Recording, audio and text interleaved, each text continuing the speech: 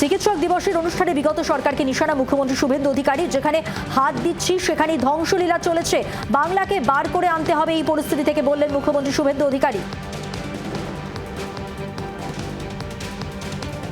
মামলাতে আজকে মমতা তৃণমূল কংগ্রেস, পথে নয় কোর্টে কালীঘাট তৃণমূল। আজও আদালতে একগুচ্ছ মামলার শুনানি। ভিক্টোরিয়া হাউসের সামনে 21শে জুলাই না, তৃণমূলের দুপক্ষকে অনুমতি দিল না পুলিশ। ভিক্টোরিয়া হাউসের সামনেই জমায়েতে অনড় কালীঘাট তৃণমূল। হৃত শিবিরে আলোচনা চলছে খবর সূত্রে।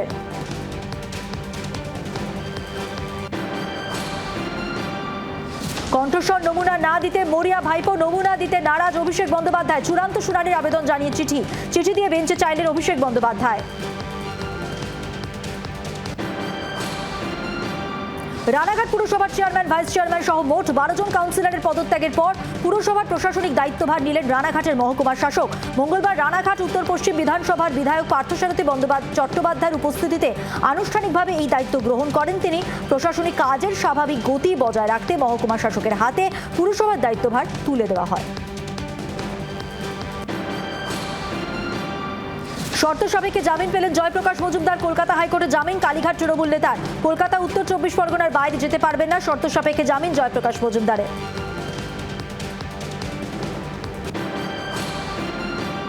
তৃণমূলের পঞ্চায়েত প্রধান ও তৃণমূল প্রার্থী ও ব্লক তৃণমূল সভাপতি সহ একাধিক তৃণমূল নেতার নামে দুর্নীতির অভিযোগ তুলে পোস্টার। বুধবার চন্দ্রকোনা 1 নম্বর ব্লকের মনোহরপুর 1 নম্বর পঞ্চায়েতের কার্যালয় সহ বিভিন্ন জায়গায় পোস্টারগুলি নজরে আসে। মনোহরপুর 1 নম্বর জনগণের নাম দিয়ে পোস্টারগুলি পড়েছে। পোস্টারে পঞ্চায়েত প্রধান রামচন্দ্র কোটালের ছবিতে ডিম মাখিয়ে ডিম থেরাপির হুঁশিয়ারি। আজ থেকে অন্নপূর্ণা ভান্ডারের টাকা, অন্নপূর্ণা ভান্ডারে জুলো আরও এক মহিলা। 1,30,00,000 মহিলার অ্যাকাউন্টে টাকা। সরাসরি টাকা পাবেন উপযুক্তরাই। জুলাই আগস্টেও চলবে অন্নপূর্ণার ফর্ম ফিল আপ। উচ্চশিক্ষার জন্য মহিলাদের 50,000 টাকা দেওয়ার ঘোষণা মুখ্যমন্ত্রী শুভেন্দু অধিকারী। অন্নপূর্ণা ভান্ডারে 26 লক্ষ ফর্ম বাতিল করা হয়েছে বলে জানান মুখ্যমন্ত্রী শুভেন্দু অধিকারী। আজ থেকেই শুরু বিভিজি রামজি প্রকল্প। 100 দিনের কাজের জায়গায় এবার 125 দিনের কাজ। উপকৃত হবেন 2,56,00,000 job card holder. BVG Ramji প্রকল্পে কেন্দ্র দেবে 60% টাকা, রাজ্য দেবে 40% টাকা। আবাস প্রকল্পে কোটি টাকার দুর্নীতির অভিযোগ। দেবীপুর পঞ্চায়েতের মজলিশপুরে আবাসে দুর্নীতি। আবাসের নামের তালিকায় অসঙ্গতির অভিযোগ। তদন্তের দাবি ফলতার বিধায়ক দেবাংশু পণ্ডার। আরজিকর মামলায় অফিসার বদল হতেই তদন্তে গতি। তদন্তের অগ্রগতি রিপোর্ট জমা পড়ল হাইকোর্টে। হাইকোর্টের নির্দেশের পর সিটের মুখোমুখি 15 জন। 3 জন আইপিএস সহ 15 জনের বয়ান সংগ্রহ। ঘটনার দিন সম্পর্কে নতুন করে জিজ্ঞাসাবাদ। দুর্ঘটনার 7 দিন পর তারাতলার অভিশপ্ত গুদামে নতুন করে গত 4 দিনে আর কোনো দেহ মেলেনি। হাজিরা খাতা বলে কোনো কিছু ছিল না, তাই গত বুধবার বেলা 12:07 ওই গুদামে ঠিক কতজন শ্রমিক কাজ করছিলেন সেই তথ্য স্পষ্ট নয়। ফলে উদ্ধার হওয়া এবং মৃত ব্যক্তির সংখ্যার সঙ্গে সেদিন ওখানে কর্মরত মোট ব্যক্তির সংখ্যা মিলিয়ে বা যাচাই করে দেখার কোনো অবকাশই নেই। উদ্ধারকারী ভারতীয় সেনা সূত্রে দাবি, ভিতরে আর কারণ মৃত অবস্থায় আটকে থাকার বিষয়টি তাই একেবারেই ধোঁয়াশায় রয়েছে। কাটোয়ায় গান্ধীর মূর্তিতে কালো কাপড় বেঁধে দেওয়াকে কেন্দ্র করে শোরগোল। বুধবার সকালে স্টেশন বাজারের চৌরাস্তায় গান্ধী মূর্তির মুখ ও হাতে কালো কাপড় বাঁধা অবস্থায় দেখতে পেয়ে স্থানীয়রা ক্ষোভ প্রকাশ করেন। ঘটনাস্থলে পৌঁছয় কাটোয়া থানার পুলিশ।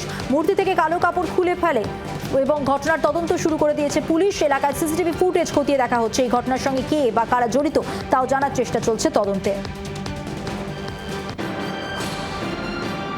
দাম কমলো বাণিজ্যিক গ্যাস সিলিন্ডারের। 174 টাকা দাম কমলো বাণিজ্যিক সিলিন্ডারের। 19 কেজি বাণিজ্যিক সিলিন্ডারের দাম 3081 টাকা।